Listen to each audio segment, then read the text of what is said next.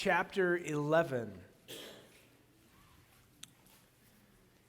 And while you're turning there, I'd like to read a couple of verses out of the New Testament from the book of Hebrews and from James. And so you can just listen to these few verses.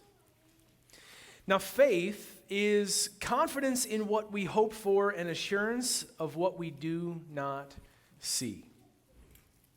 By faith, Abraham, when called to go to a place he would later receive as his inheritance, obeyed and went, even though he did not know where he was going. And from James, and the scripture was fulfilled that says, Abraham believed God, and he was called God's friend. It's a pretty cool thing to be said of a person, isn't it? That they were called God's friend. They weren't just a follower. They weren't just a servant. I mean, those things are good and true. But Abraham was a friend of God. I think that's really significant. And I found myself, like, this week as I've been looking at these scriptures and praying about this teaching and the series we're starting today, just having this deep desire that would be something that would be said of me. That Eric was a friend of God. Like, that there was this connection that was deep, and it was more than just a master-servant relationship. There was a deep connection to God. And I hope through this series that we're starting this morning, Uncharted, and I hope through this teaching as we look at the life of Abraham, the father of faith, the friend of God, that there's a growing desire in your life too to be a friend of God, to push in, to create that sort of depth of relationship that I really think God wants. I think this is God's desire, not just for Abraham to be a friend of God, but for you to be a friend of God. And to experience the joy and the life that comes from that. So over the next couple of weeks, what we are doing is we're starting this series called Uncharted, and we're going to look at 4 different figures from the scriptures, some from the Old Testament, some from the New Testament, that will lead us to learning what it means to trust God in places where we have never been before, both personally and as a church. We find this often happens in our lives is that we face this uncharted territory where we're all of a sudden faced with an uncertain future. We don't know how it's all going to work out. And we have questions about what do we do in those places? And we have some temptations that we're going to face in that. But as we're going to see this morning and over the next few weeks, it is an incredible opportunity in those uncharted places to press in, to deepen our relationship with each other, to deepen our relationship with God, and to take steps of faith. So, before we get to Genesis 11, I want to just tell a quick story, a story you all know. Maybe you don't know all the details of it, but it's a story of America's first adventurers, a story of Lewis and Clark. Lewis and Clark were given this commission by President Jefferson to set out and explore this newly purchased Louisiana territory. And their commission from Thomas Jefferson was to find the easiest passable waterway from the eastern part of the United States to the Pacific Ocean. And you maybe are familiar with American geography, so when I say easy, all right, that there's no easy passage. But they made some assumptions, and everybody back east was making assumptions about what was out there. So what they decided to do was Lewis, Clark, and the Corps of Discovery, this group who were commissioned, they decided to take the Missouri River to its headwaters. And so they head upstream. And this is what they were familiar with. This was their skill set, that they knew how to manage waterways. And so for 15 months, they're headed upstream, up the Missouri River. They over these 15 months, I mean, it was an incredible journey, like reading some of the accounts. Over these 15 months, they endured nervous nights in a strange land, swarms, like maddening swarms of mosquitoes, a long, cold, lonely winter, grizzly bears, being chased by grizzly bears. They'd never experienced bears like that before. A month-long portage around this immense waterfall. They just encountered a waterfall, and all of a sudden they've got to carry the canoes to find a way around this thing. And the death of a companion. For 15 months, this was their life. And now finally, they got to the end of the Missouri River. Like they couldn't take the canoes any further. And so Lewis and a couple of companions, they set out and they walk up this hill. They follow this little stream, and he finds what he had been dreaming about, the headwaters of the Missouri River. And he dips his hands in the cold water and takes a drink. And this was a moment that people had been dreaming about for years, for generations. And so you'd imagine him, like he's walked up this rise, up this hill, and he found what he'd been looking for. And just over the hill, just to the west, he imagined he would walk up over the hill and he would look out to the west, and what he would find was the Columbia River that would take him, his crew could just take their canoes up over the ridge, put their canoes in the Columbia River, and float on down nice and easy to the Pacific Ocean. That's what he's thinking. And he gets up on the ridge after finding the headwaters of the Missouri, and what does he see? What does he see? The Rocky Mountains, right? Something he had never dreamed of before. Like all of a sudden, this 15 months of work, in an instant, his dreams of the hardest part of his trip being over were shattered. Couldn't have been more disappointed. To look to the west and to say, everything that we have been through was just a prelude for what's coming. That the hardest part of the trip is absolutely in front of us. See, everybody that imagined what it was like in the West imagined it in terms of what they had experienced back in the East. They knew there were mountains, but they imagined them like the Appalachian Mountains.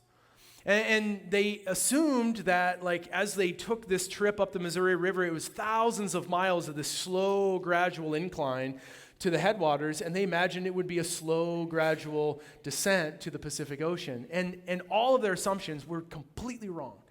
Completely wrong.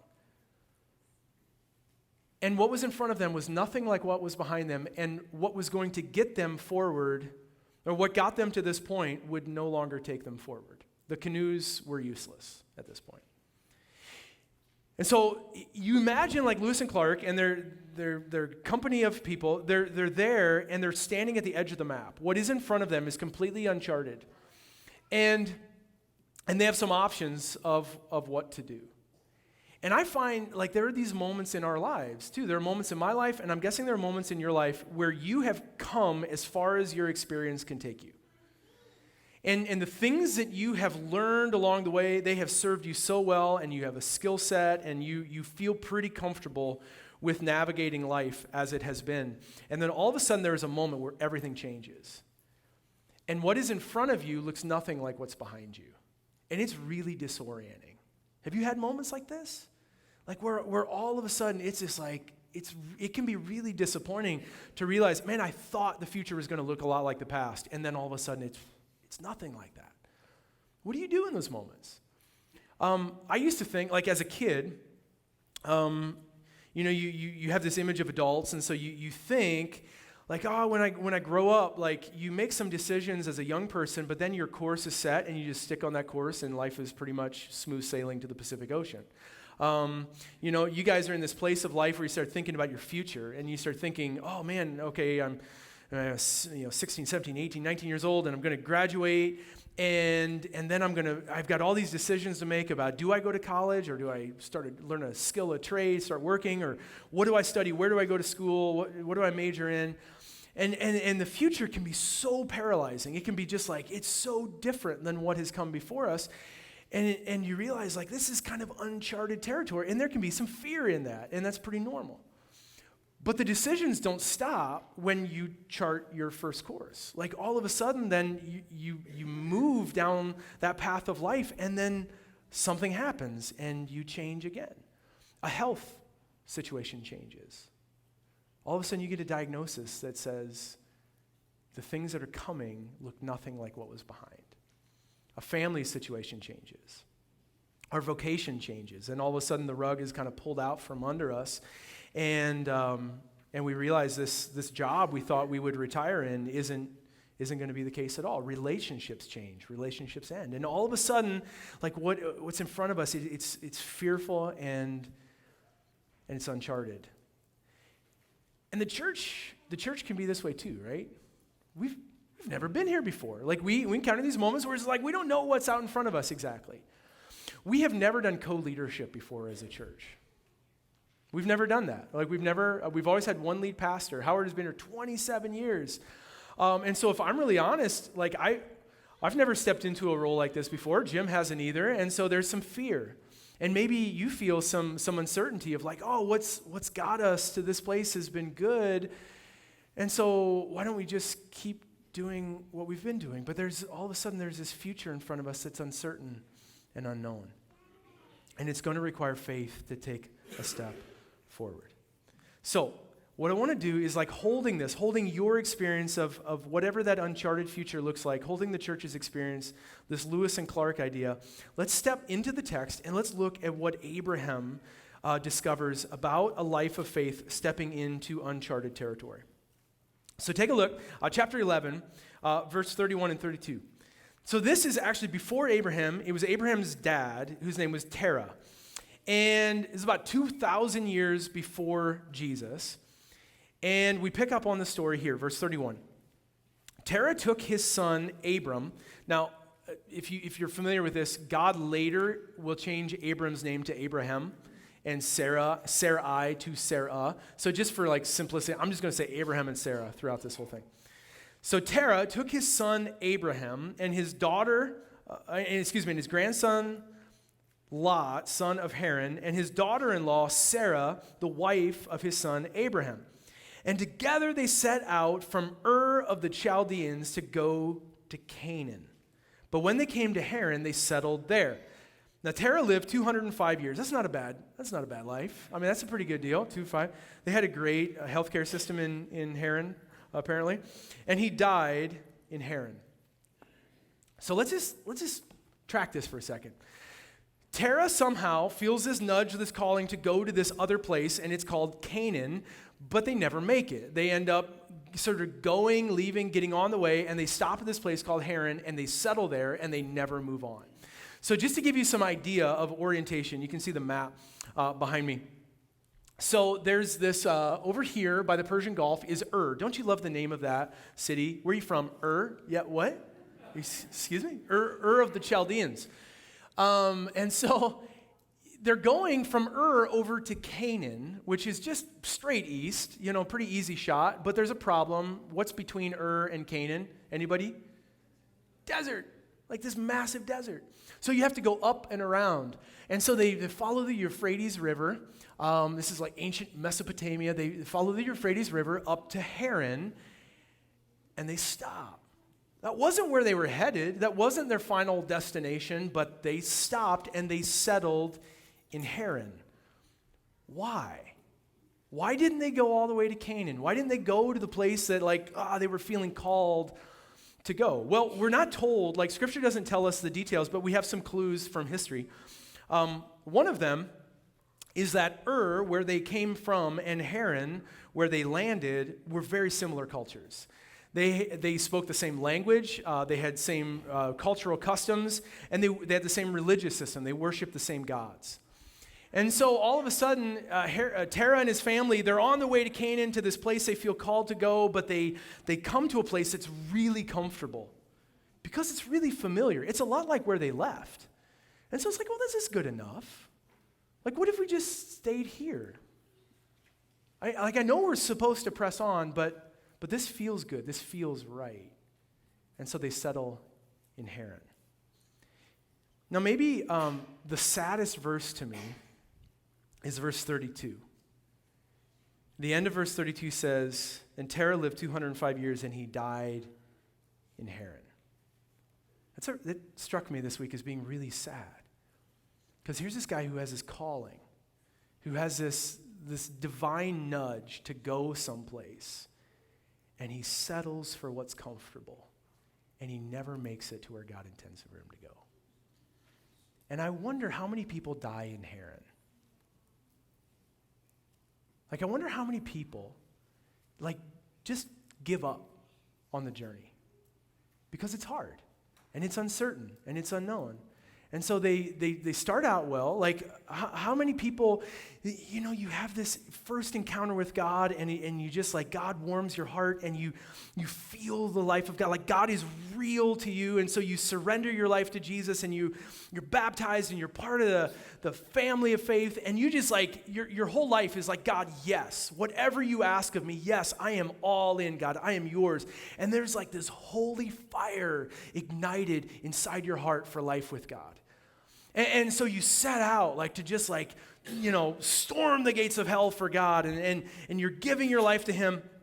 And then all of a sudden, like, things go on, and it's not as new as it used to be, and circumstances change. You have a little bit more to lose than you did in the past. And life has gotten a little bit more comfortable, and you've acquired a few more things. And so the risks get a little bit bigger. And so you find yourself in this place that feels comfortable, and like you've made some progress. You've left Ur. That's good. Get out of Ur. But you settle in Haran. And I wonder how many people die in Haran who just give up on the journey and never make it to where God wants them to go. I don't want to die in Haran. Like, I feel this sort of like strong conviction and nudge this week to say, I don't want to die in Haran. I don't want to stop taking risks. I don't want to give up on the journey. I don't want Journey as a church to die in Haran. Do you know that churches die in Haran? Do you understand what I mean? They say, like, oh man, we have this legacy of faith. It's been good. And man, look back at our history. Look at what God has done. And it's got us to this place. And it's good, but the future is uncertain. And so can we just phone it in? Can we just stay here? Like, I'm tired of change. I'm tired of, like, faith. I'm tired of risk. I really, like, Journey, it's a great name, but just, like, the journey, like, can we just stop here? And churches die in Haran, and they die regularly in Haran. Do you know that in any given community in the United States this year, 10% of the churches will die? And there are lots of reasons for that. Changing demographics, who knows? But I think one of the reasons is because they stop taking risks. And they just give up, and they settle. Do you know what the fastest growing religious group is in the United States, in North America? You know what the fastest growing religion is? None. Not like N-U-N, not like nuns. People aren't like joining convents. N-O-N-E, none. No religious affiliation. The fastest growing religion is no religion. And so here we are, we stand like, we're here at the, this place where God has brought us, and we look to the future and we say, it looks nothing like the past. 50 years ago, think back about the United States 50 years ago. You drive down Main Street, USA, right? Any town in the United States, and what do you find, like, at the center of every town? You find First Methodist Church and First Baptist Church and First Presbyterian Church. The question isn't, are you a Christian? The question is, what church are you a part of? And if you don't go to church, your boss asks you about it on Monday morning. Where were you yesterday? That is not the culture we live in anymore. And so we can stand here at this moment looking into the future and say, like, I don't know what the future holds, but it's pretty obvious that what got us here is not going to take us forward. And so we can look back and we can say, oh, like, look at what's lost. Like, can we just go back? And the answer is no, we can't. We can stay here in Haran, or we can take steps of faith into uncharted territory, taking risks and trusting that God will lead us. And I don't want to stay in Haran. And I hope you don't want to stay in Haran either. So Abraham, he grows up in Haran. He's surrounded. He's comfortable. His family becomes wealthy. And then all of a sudden, he hears this call from God. God gives this fresh calling to Abraham here in Genesis 12. Take a look at verse 1. And the Lord said to Abraham, and what's the first thing God says to Abraham? First word. Go. like the first word God says to Abraham. Like he's not going to, like God does not beat around the bush. He's going to do that later with Moses, but here he says, like, Abraham, go, time's up. Get out of Haran. Leave your country, your people, your father's household, and go to the land I will show you. This call to Abraham is the call to every follower of Jesus, and it's a call to every church that wants to follow Jesus. God says, go, move into the future that I will show you. There is this fresh calling. And how many of you love like, are you just like, when you think about going into, the Rocky Mountains and being the first to explore, like how many of you are just like, yes, like just send me into some uncharted territory, like turn me loose? I'm guessing 10%. Statistics would say 10% of you are just like, I can't charge the next mountain fast enough. How many of you is that so absolutely terrifying that you just kind of want to like leave the room right now? I mean, statistics would say about 10%, right? And the rest of us are somewhere in the middle. And here's the good thing is we need each other. Like those of you who are just like, just point me in the right direction, turn me loose. You need the people who are like, not so fast. Maybe we should consider the alternatives. You need each other, right? Because you could just charge off into the future and who knows if it's God calling you or not. And so you need the people who are like sort of putting the brakes on. You need to hear each other. And those of you who are just like, you just like the comfortable life and you don't want change and you're change averse, you need the people who are going to push you because you don't want to stay in Haran. I know your heart. You don't want to stay. So we need each other. But in order, I love this. God says, the first two words God says, go from. And what I hear in that is like, go. And if you go, you're going to have to leave some things behind. Like you're going to have to change some things and leave some things behind. And what I find is I love the going. I don't like the leaving. Going is easy. Leaving is really hard. We keep our house like super cold in the wintertime because we're cheap like that.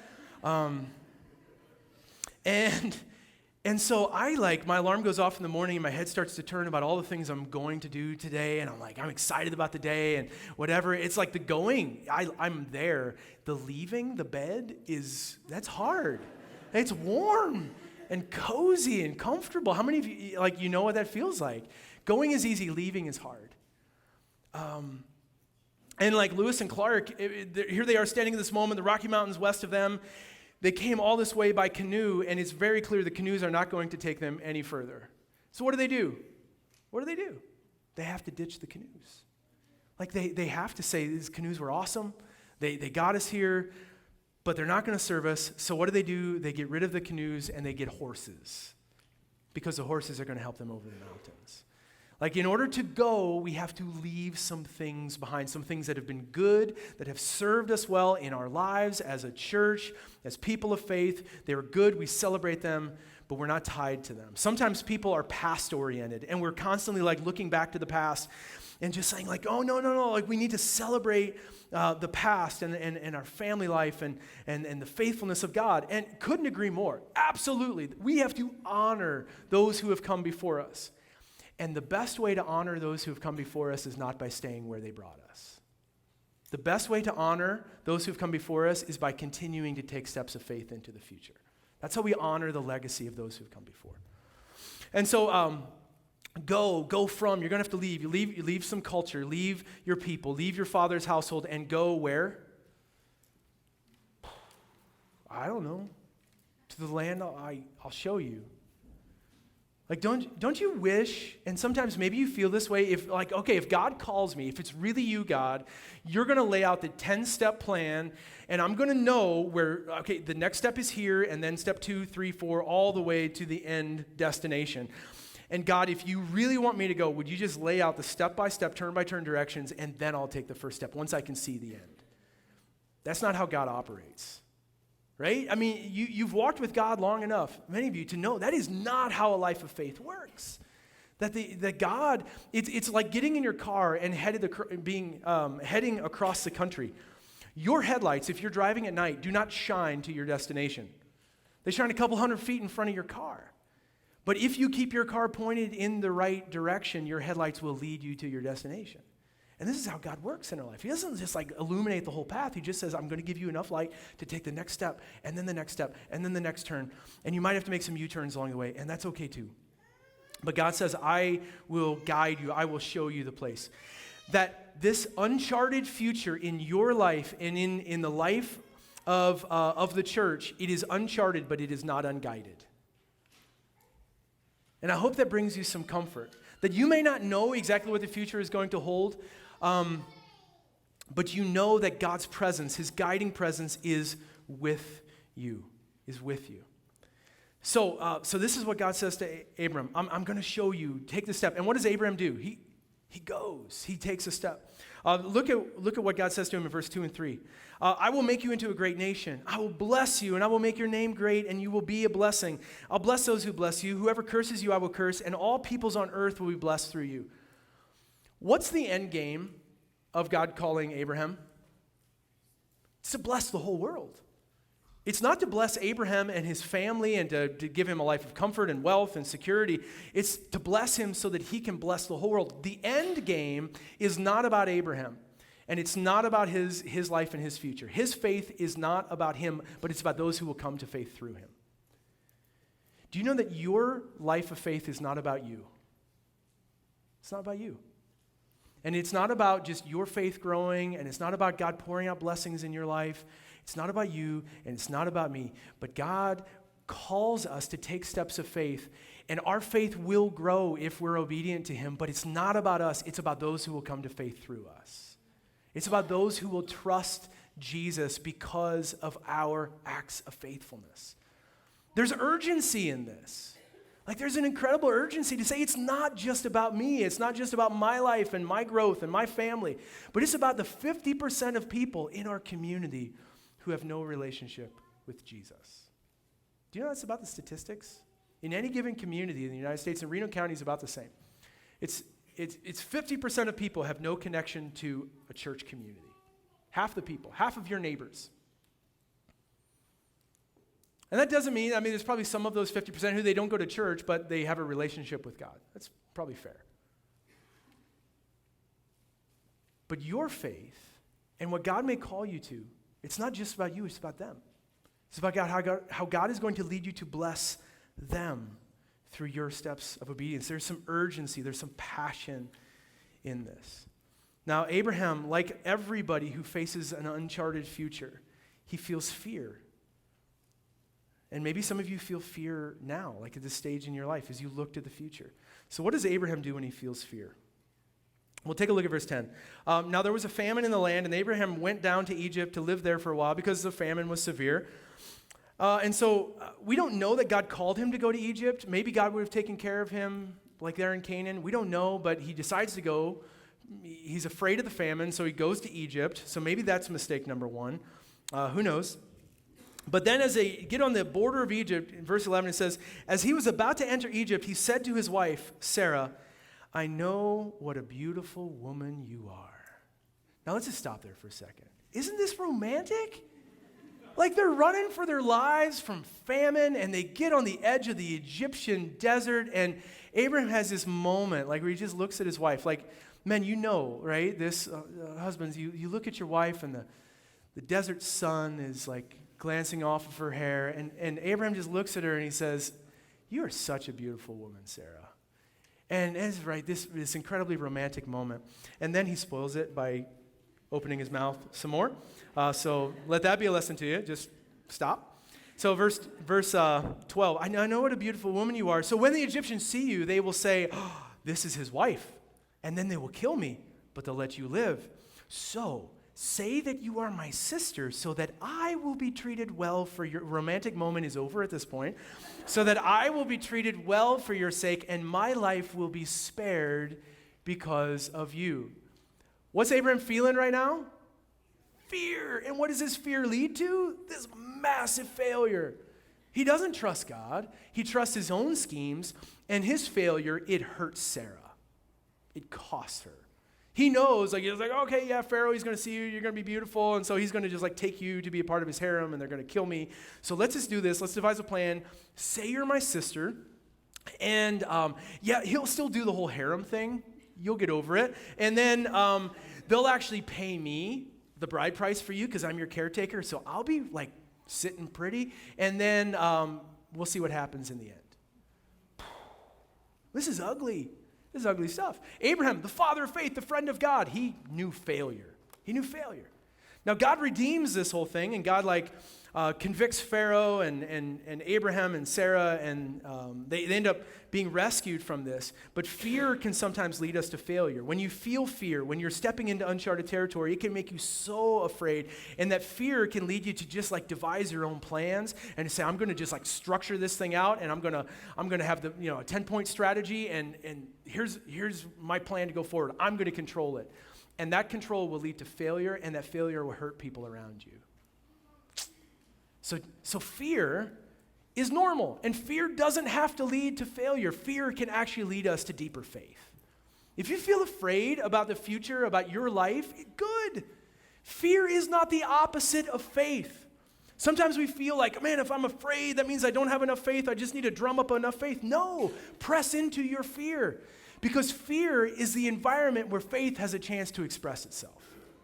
When you feel afraid, you can connive a plan, and you can do things under your own power, or you can press into faith, and your prayer life can deepen. And you can say, God, I have no clue what's going to happen, and I'm afraid, and God, I need you. And I'm desperate for you, and I'm dependent on you. And your fear can lead you to deeper faith and deeper friendship with God. And this is what Abraham has to learn. He has to learn how to trust God with his future, trust him with this uncharted territory, and it leads him to friendship with God, this deep connection, this deep intimacy. Your fear can lead you to faith. So I just want to spend a little bit of time reflecting. So the worship team is going to come up, and they're going to play. And I want to give you a couple of minutes to just sit with this. To just sit with this and to allow God to speak whatever God wants to speak through these scriptures we've looked at.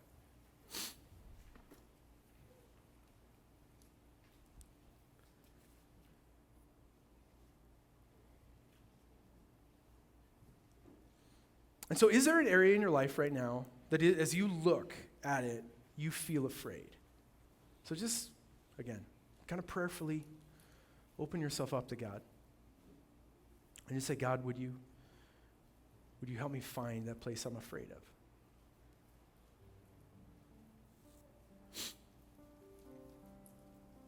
And if we follow the fear, it will often lead us to a place where God is inviting us to take a step of faith.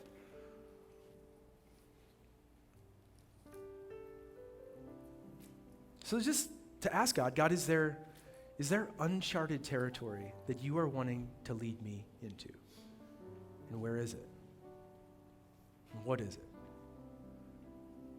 So just in your own words, to ask God.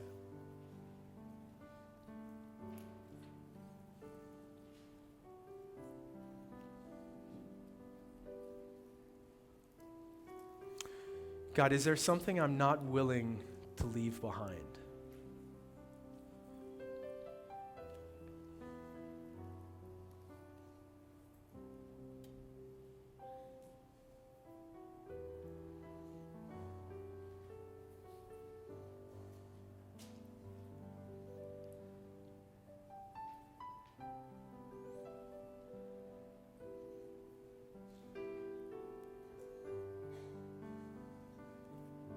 If you feel God speaking to you, you can go ahead and write this stuff down to just take a moment to stop and reflect. We don't get these moments very often where we just get to quiet ourselves and listen.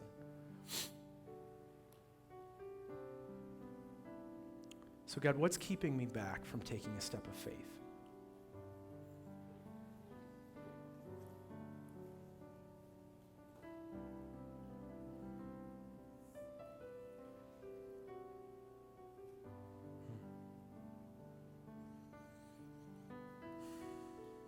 God, would you give me the courage to take the next step?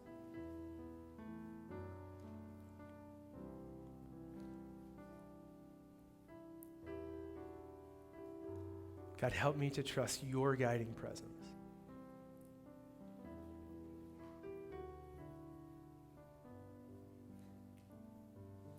God, transform my fear into friendship with you.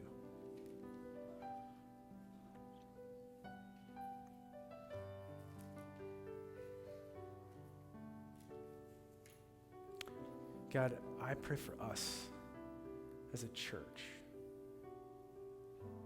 Lord, that your Spirit would speak to our hearts,